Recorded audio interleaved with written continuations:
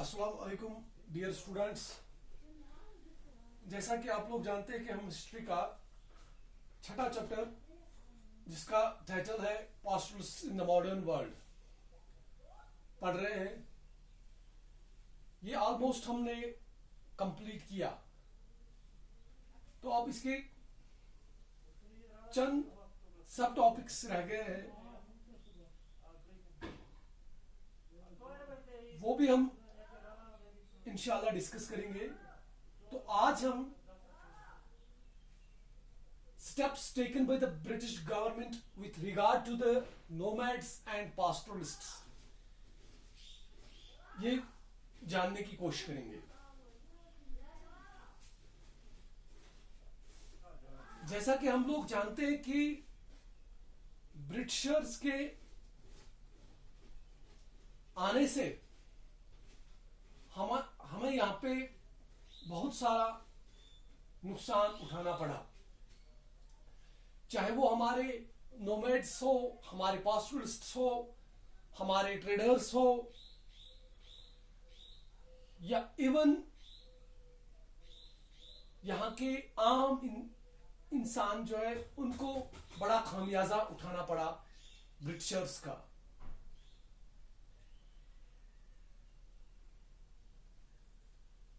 इन particular जो nomads और पास्टरलिस्ट्स थे उनको ज्यादा ही नुकसान उठाना पड़ा।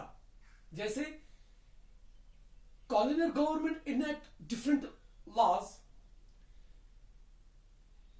कॉलोनियल गवर्नमेंट ने ऐसे कानून बनाए, ऐसे ऐसे कानून, ऐसे ऐसे लॉज, ऐसे ऐसे रूल्स रेगुलेशंस उन्होंने फॉर्मुलेट किए जिनका डायरेक्टली एडवर्स इफेक्ट पड़ा on the living conditions of the nomadic tribes and the pastoral communities।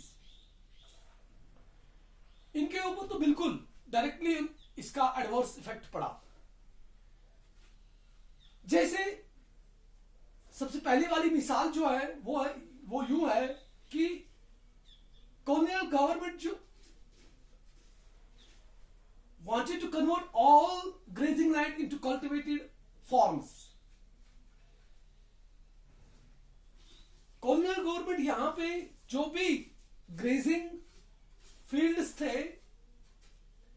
Grazing land जो यहां पे थी, वो उसको कल्टीवेशन में लाना चाहते थे और उन्होंने लाया भी उसको।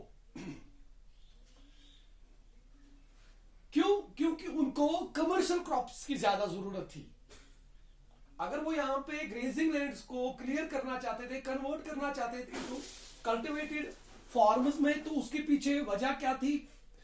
Because they were in the need of commercial crops like jute, cotton extra.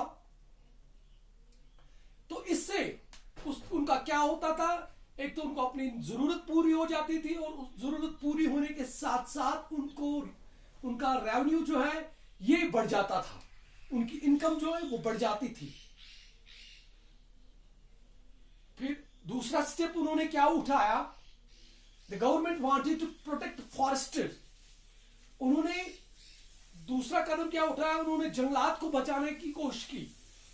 इसके लिए नहीं कि यहां पे आम लोगों को फायदा हो जाए या यहां पे जो नेटिव्स है उनको फायदा हो जाए, ऐसा बिल्कुल उनके इंटेंशंस नहीं थे। बल्कि इससे वो क्या चाहते थे? उससे उनकी जो अर्जेंट नीड थी वो थी टिम्बर की, जो उनको चाहिए था। किसके लिए? रेलवे ट्रैक्स बनाने के लिए और शिप बिल्डिंग के लिए और जहाज बनाने के लिए, समंदरी जहाज बनाने के लिए। मैंने आपको बहुत बार कहा कि उनको रेलवे ट्रैक्स को एक्सपेंड करना था और उनके लिए उनको क्या चाहिए थे?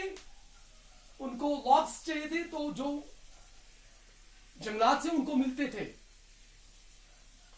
तो इसलिए उन्होंने क्या किया? उन्होंने जंगलात को they divided forest into different categories like protected forest, like reserved forest and so on, ताकि उनकी जो अपनी जरूरत है वो पूरी हो जाए। तीसरा स्टेप उन्होंने क्या उठाया? तीसरा स्टेप उन्होंने ये उठाया कि अपना रेवेन्यू इनकम बढ़ाने के लिए गवर्नमेंट ने ऐसी हर किसी चीज के ऊपर टैक्स लगा दिया जो आम लोगों को जरूरत थी, जो आम लोग जिसको इस्तेमाल करते थे। या जैसे कि उन्होंने टैक्स इंपोज किया ऑनलाइन, उन्होंने जमीन के ऊपर टैक्स लगा दिया, उन्होंने कैनल वाटर के ऊपर टैक्स लगा दिया, उन्होंने साल्ट के ऊपर टैक्स लगा दिया, उन्होंने ट्रेडिंग गुड्स के ऊपर टैक्स लगा दिया, एंड इवन ऑन एनिमल्स। जैसा कि मैंने आपको बताया, अब जब कहीं पे रिजर्व फॉरेस्ट्स में ग्रेजिंग करने के लिए उनको परमिशन, लोगों को, नोमैड्स और या पास्टोरलिस्ट को परमिशन दी जाती थी, लेकिन उनको एक साथ में उनको एक पासबुक दिया जाता था जिन पे उनके कैटल्स को एंटर किया जाता था, number of days cattles grazer वो एंट्री हो जाती थी, and the amount paid as tax वो उस पे एंट्री हो जाती थी।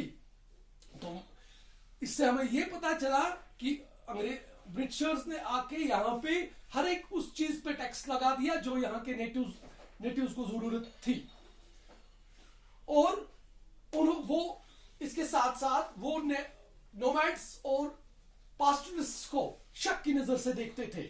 They were of the opinion that they are criminals by birth. ये क्रिमिनल्स है पैदाइश से ही।